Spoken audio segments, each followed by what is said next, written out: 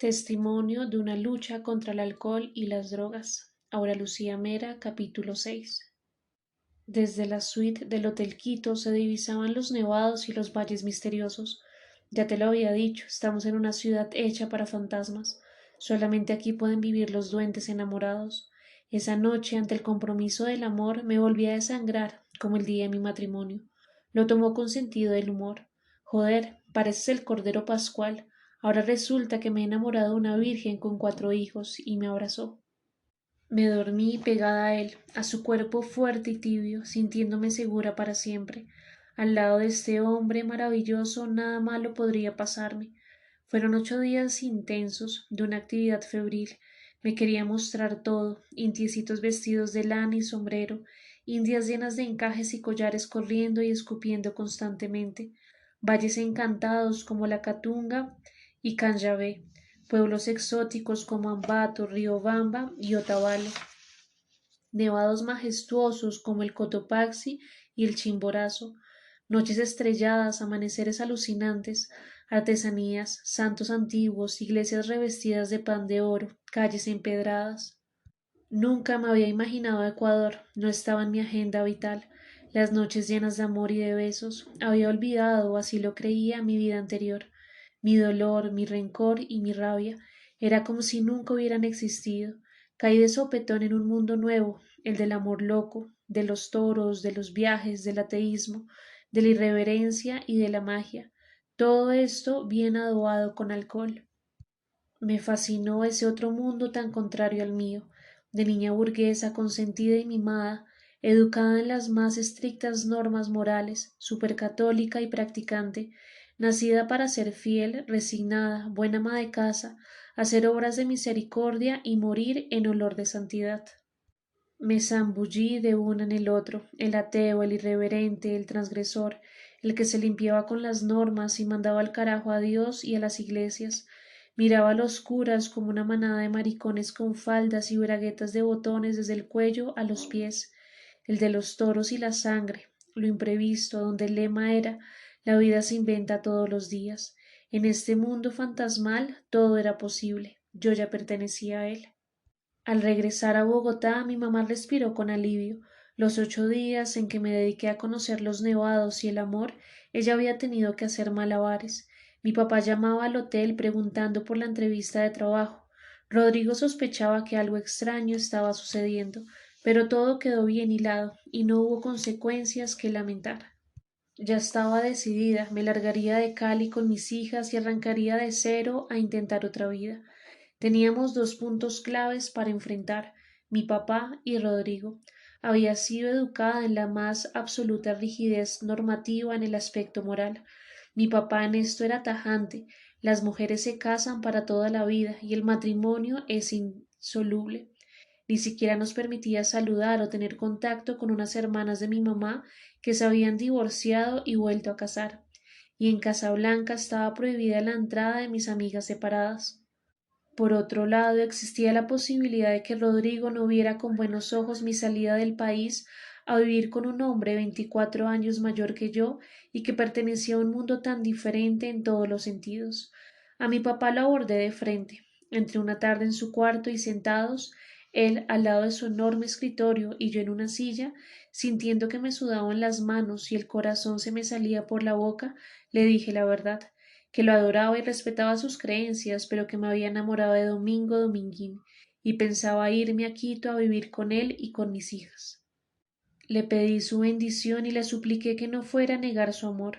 Me miró entre triste y atónito, como pensando en que todos sus desvelos, sus cuidados y su buen ejemplo se los había llevado un huracán, pero con los ojos húmedos se levantó, me dio un beso en la frente y me abrazó deseándome toda la felicidad del mundo y brindándome su apoyo incondicional. Quedamos en que a Rodrigo lo abordaría domingo, pues yo no me sentía capaz.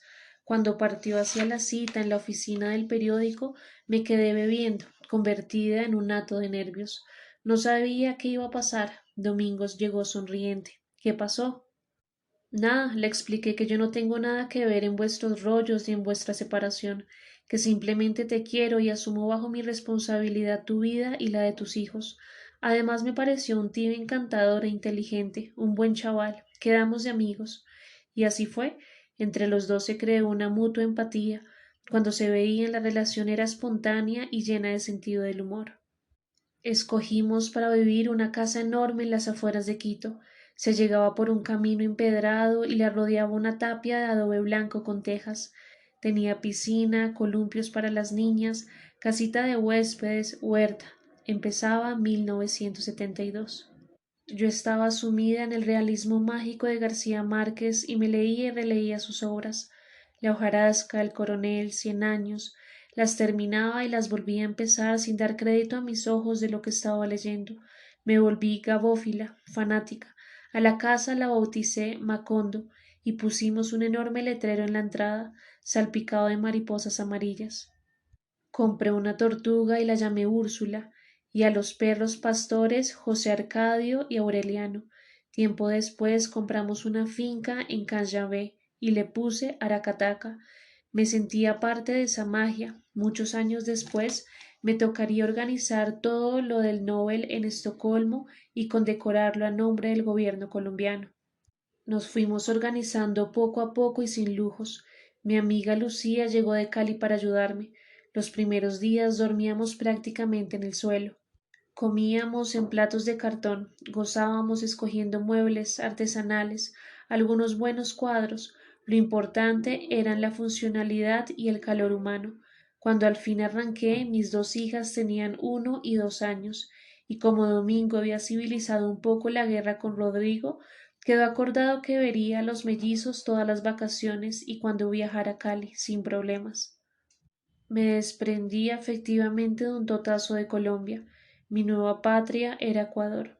Solo mi familia, a quien siempre me ha unido un amor visceral e irracional, y el cariño a mis amigotas de verdad, constituían el único nexo con el pasado. Puso una compuerta de acero en el alma y actuaba como si nunca hubiera existido nada anterior. Creía ingenuamente que los dolores se borran de un plumazo y que los rencores desaparecen, que los tabúes y las normas se saltan con una garrocha, y que todo sigue tan campante, que basta fugarse y cambiar de paisaje para seguir adelante. No sabía lo equivocada que estaba, no tenía la menor idea de que la vida me cobraría hasta la última gota de este actuar irreverente y frívolo, que estaba construyendo una nueva relación con base en un dolor no trabajado, en una revancha, en un rencor y un desafío, que en vez de aportar algo realmente positivo a este ser excepcional que me inundó de amor, le estaba transfiriendo mi pasado no resuelto, mis conflictos y mi intolerancia absoluta ante cualquier error. Me inventé un mito y nunca vi al ser humano que había en él. Bebíamos a diario, era parte de la nueva vida, de la nueva fiesta, de la irreverencia.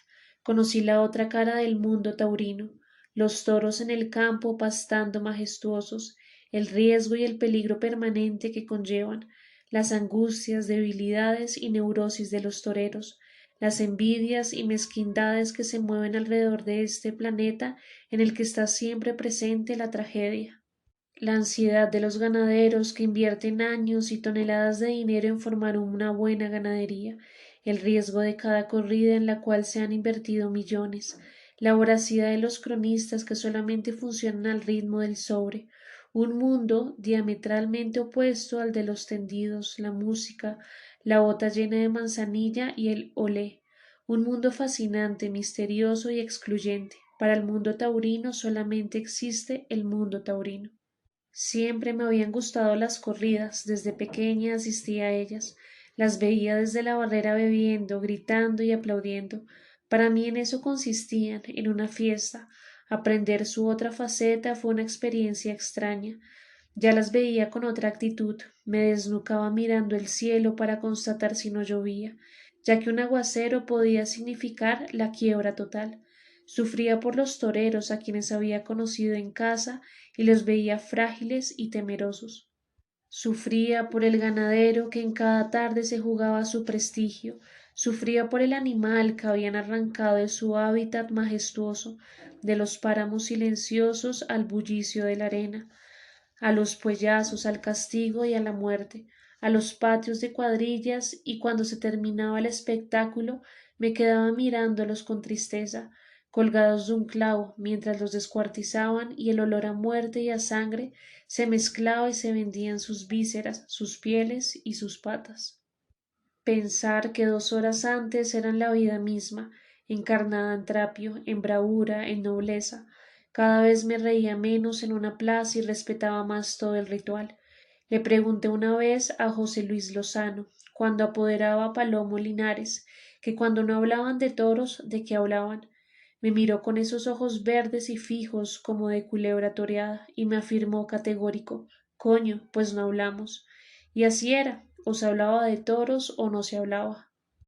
Esos años de convivencia diaria con el toro de Lidia me dejaron una serie de experiencias, toros en el campo que a veces arrancaban contra el jeep y nos corneaban hasta dejarnos patas arriba, toros que se golpeaban en los chiqueros hasta caer muertos, toros que al desembarcar se mataban entre ellos, toros de 500 kilos que de repente se recogían como un caucho y saltaban una tapia de 2 metros, toros que se salían del cajón y galopaban feroces y asesinos por las calles de los pueblos, toros que rompían el alambrado en el potrero y nos obligaban a tirarnos a una chamba o a treparnos a un árbol.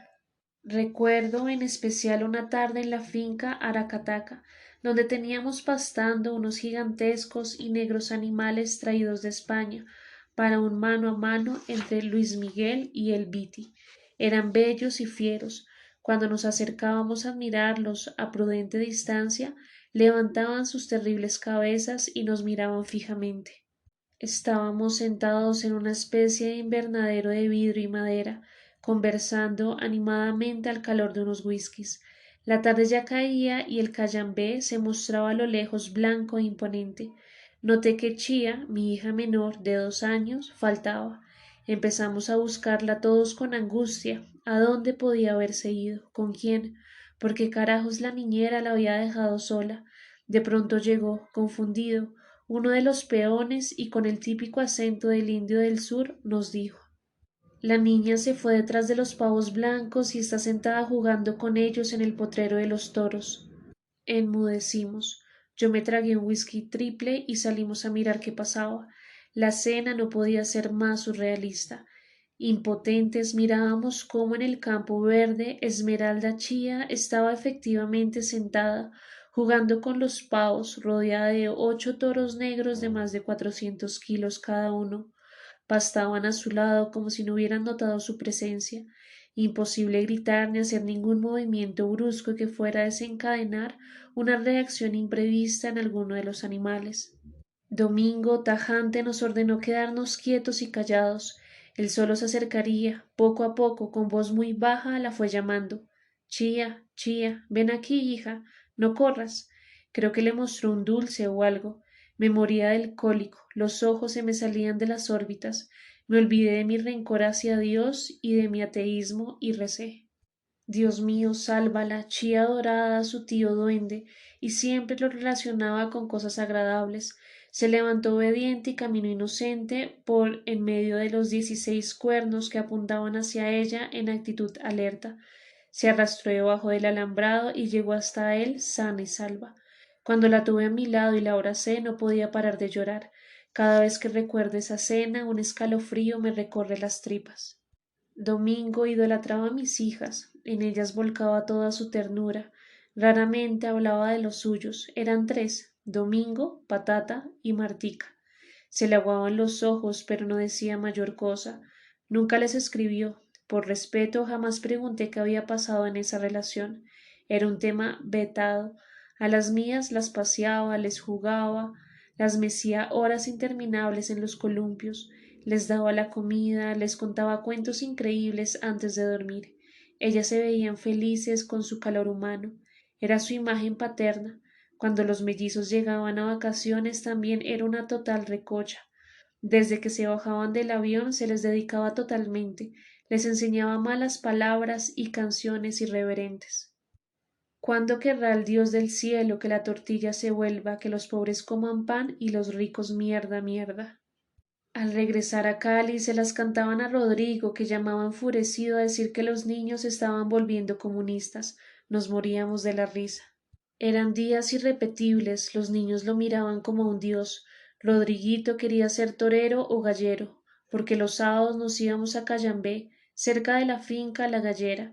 En una ocasión, al ver un gallo con espuelas saltar encima del otro y masacrarlo, se vomitó encima y eso se volvió un zafarrancho.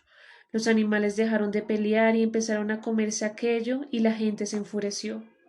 Nos salimos a las carcajadas, los montaba a caballo, los llevaba a los páramos a ver los toros, a las aguas termales de los nevados. Cuando tenía a los cuatro conmigo y Domingo al lado, me sentía absolutamente pleno y feliz. En definitiva, eran días soleados de vino y rosas. Pero al llegar el momento de devolverlo sentí un nudo tan grande en el estómago que lo único que me servía para anestesiarlo era un whisky, y bebía hasta quedarme dormida. Los siguientes días los pasaba en un mutismo total, bebiendo y rumiando como las vacas toda serie de pensamientos siniestros.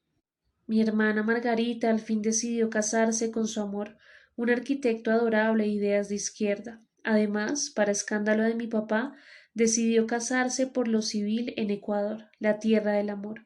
Viajaron a Quito por carretera desde Cali con un grupo de amigos, y ahí comenzó el realismo mágico. Todos los días salía la comitiva de pueblo en pueblo con el pastel y la música, como San José y la Virgen, y en ninguna parte los querían casar. Exigían más requisitos que en el Vaticano. Todas las noches regresábamos a casa y entre carcajadas y alcohol comentábamos las anécdotas. Al cuarto día, en un pueblo perdido del sur llamado Mulaló, se logró convencer o comprar al juez y se realizó la ceremonia en una finca preciosa, la de mi amiga Miñón, de paredes preincaicas, con el cotopaxi resplandeciente, augurando felicidad, salvas y pólvora. Ya estaban casados. Domingo les regaló unas coplas. Cotopaxi, Chimborazo, Mulalú, Santo Domingo. Tanto viaje y embarazo pasó lo meter el pingo. La celebración duró otros 4 días. Macondo vibraba de alegría. Curiosamente, este matrimonio loco que quebraban las rígidas normas sociales ha sido el único que sigue vigente con el mismo amor del primer día. El de mi hermana María Cristina sería a pique años más tarde, y el mío ya había naufragado. Los dos que se habían celebrado en el altar, con olor a incienso y juramentos eternos. Con Domingo nunca quise casarme, me juré a mí misma que jamás volvería a firmar un papel para vivir con nadie. Ante mi resistencia absoluta a legalizar nada, Domingo, para protegerme de nuevos embates legales, pagó no sé cuántos dólares, y un buen día llegaron unos papeles llenos de sellos diciendo que estábamos casados en Tlaxcala, México, ciudad que jamás he pisado ni pisaré. Los rompí. Sentía escalofrío cada vez que veía un papel sellado, se me revolvía todo. A todas estas, Rodrigo me propuso que le colaborara para anular el matrimonio. Me explicó muy claramente que necesitaba tener todos sus papeles en regla. Le dije que encantada, que yo no quería tener vínculos con nadie ni perjudicarle su carrera política. Tenía que viajar a Cali con relativa frecuencia y someterme a las preguntas morbosas de curas casposos de manos regordetas. Cada vez que entraba a la catedral me daban ganas de vomitar. ¿Y por qué no cumplía el débito conyugal? Porque no me daba la gana, padre. Salí asqueada, pero me había prometido colaborar. El asunto lo ventilaría directamente el Vaticano. Pasó el tiempo y de manera esporádica me llegaron a Quito unos sobres de la curía romana encabezados Señora Mera. Los rompía sin abrirlos. Maricadas del Papa, pensaba. Una tarde llegó uno más abultado que decía Signorina Aura Lucía Mera. Este sí lo abrí. Me declaraban soltera. Nunca me había casado, pero aclaraban que mis hijos, como habían sido concebidos en la buena fe de que si había sacramento, no se declaraban naturales, sino putativos. Firmaban el Papa y toda la corte celestial. La pegué en un álbum, me encerré en el baño y vomité de nuevo a Dios. Luego me tomé todo el whisky que encontré. Otra vez de un plumazo Dios decidía mi vida. Nunca había existido nada, ni los 7 años de noviazgo, ni los besos debajo de las hortensias, ni el corazón palpitante, ni la entrada a la iglesia, ni las promesas, ni la virginidad, ni los partos. Era simplemente una mujer soltera con 4 hijos putativos. Me alegraba por Rodrigo y su futuro político, pero me cagaba en Dios. Me volví más atea que Domingo. Muchas veces hacía fila en las iglesias de los pueblos y sacaba la lengua para recibir la hostia mientras mentalmente lo retaba. Si existes, envíame un rayo y mátame. Te odio a ti y a toda tu corte de ángeles asexuados y maricones, y al cabrón de San José y a la Virgen que no fue ni una virgen ni nada. Y seguía interminable sarta de blasfemias. Me sentía feliz de vivir en pecado y compraba casullas y reclinatorios en los anticuarios para hacer fiestas de disfraces con ellos, bendecir hostias falsas y darles a comulgar a los perros y confesar a los invitados. Mi canción favorita era A la mierda los pastores, se acabó la Navidad. Me volví partidaria del amor libre, del adulterio, leía con avidez libros en contra de la iglesia y no podía ver una sotana sin sentir ganas de matar. Bebía cada vez más. Como Domingo también lo hacía, nunca se me ocurrió pensar que estábamos alcoholizándonos. Todo lo solucionábamos con whisky, las alegrías, los aburrimientos, los miedos, las rabias. En Macondo podrían faltar tomates, leche, huevos, pero jamás whisky o jerez. Teníamos un cocinero sui generis llamado don Segundo Pilataxi, quien se cambiaba constantemente de chaquetas dependiendo de la hora. Cocinaba en mangas de camisa, pero a la hora del almuerzo aparecía en el comedor de chaqueta blanca. A las 6 de la tarde, hora del primer aperitivo, llegaba con los vasos tintineantes de hielo y whisky, de azul pálido, y a la comida rigurosamente de azul oscuro con botones dorados. También hacía de niñera, bebía más que nosotros y a veces en las madrugadas oíamos unos extraños quejidos. Estaba tirado en el jardín, mordido por los perros. Cristóbal, el chofer, era el cuerdo. No bebía, hacía el mercado, llevaba las cuentas, trasteaba a las niñas al jardín infantil, ayudaba a encerrar los toros, regaba las matas, lavaba la piscina y nos cuidaba. Solucionaba cualquier cosa durante las ferias taurinas. También hacía de mozo de espadas y ayudaba a vestir a los toreros. Era discreto y leal. El primer viaje a España con Domingo fue todo un acontecimiento. En mi niñez, cuando soñaba con las castañuelas y lloraba de pasión cantando la zarzamora y zapateando, no vislumbraba que años después ese país se me convertiría por largas temporadas en una especie de segunda patria y que quedaría para siempre ligada a él por el amor y la tragedia. Tenía mucha ansiedad, pues allá yo era la del escándalo, la suramericana separada que había enamorado a Dominguín y mandado al traste su matrimonio. No conocía a su familia, excepto a Pepe y a su mujer de esa época, porque estaban en Quito cuando la fuga. Después de atravesar ese Atlántico interminable, llegué a Barajas totalmente ebria, so pretexto de pánico al avión y el susto de encontrarme cara a cara con mi nueva realidad. Me bebí todo lo que me dieron. Llegamos al apartamento de doña Gracia, la madre de Domingo, una mujer en sus 80, jovial y divertida, que hacía honor a su nombre. Vivía en un enorme piso del Madrid viejo en la calle del Príncipe, lleno de historia y recuerdos. Me recibió con un beso. Pero, hijo, te has traído una india que puede ser tu hija. Desde ese momento fui su india. Me sentí mareada, pregunté por el baño y me llevaron a un cuarto enorme que tenía asientos, tina, lavamanos, menos lo que yo estaba buscando. Después me explicaron que para las necesidades del cuerpo se utilizaba otro sitio al final de un larguísimo corredor que se llamaba el retrete. Dormí el resto del día.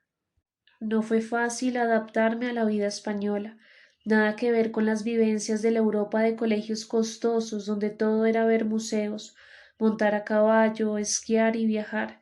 Lo primero, la fuerza del idioma. Creía que siempre me estaban regañando. Coño, joder, cállate que te lo digo yo. Mis diminutivos colombo chipchas sonaban cursis.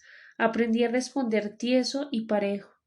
Ladrando como ellos me sentía un poco más segura. Luego vino lo de lavar los platos, lavar la ropa, atender la cama y ayudar a hacer la famosa tortilla. ¿Qué pasa? ¿Es que no has pelado una patata en tu vida? Me daba pena decir que no, que en Cali la comida salía hecha por una negra divina y aparecía siempre por arte de magia en bandejas, a su turno servidas por otras dos mujeres. Tampoco sabía poner la mesa, siempre la había visto puesta y nunca me había fijado en el orden de los cubiertos. Pero joder, ¿de qué urna han sacado a esta mujer?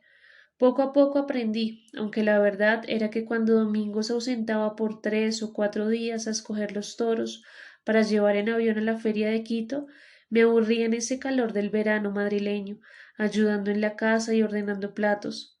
Sentía nostalgia de Cali y de mi familia, y a veces me preguntaba qué carajos hacía yo al otro lado del mundo, lavando calzones y sacudiendo muebles, dónde estaba la España de las castañuelas. Me bebía todo el vino blanco de la nevera, y por las tardes, cuando bajaba el calor, me sentaba en la plaza de Santana a tomar chinchón y a comer aceitunas una detrás de la otra como una interminable rosario verde. Veía pasar mamás con sus hijos y me ponía a llorar. Cuando por fin llegaba domingo, fatigado de mirar toros y hacer cuentas, volví a renacer. Me acostaba a su lado, metiendo la cabeza en el hueco de su hombro cálido, y cuando se quedaba dormido le acariciaba su cabeza altiva y plateaba, pensando que lo amaba y que si le llegara a pasar algo malo me moriría. Recorría con mis dedos su espalda, memorizando su piel. No me imaginaba la vida sin él. La nostalgia y el aburrimiento desaparecían por encanto. Poco a poco me invadía el sueño y me abrazaba a su cuerpo sintiéndome a salvo de todo dolor. A veces permitía que lo acompañara en sus expediciones. Visitábamos hermosos cortijos, inmensas llanuras, donde pastaban los toros en medio de las encimas y los olivares. Recorríamos Castilla y La Mancha. Dormíamos en hosterías con olor a ajo y aceite. Asistíamos a festivales y corridas. Conocí a su lado la otra España, la del toro, la de la sangre y la arena, y aprendí a amarla. Se cumplía la sentencia de José Luis Lozano: si no se habla de toros, no se habla. Me fui mimetizando y se me olvidó que existían otros mundos y otros diálogos. No me volví a interesar por nada más.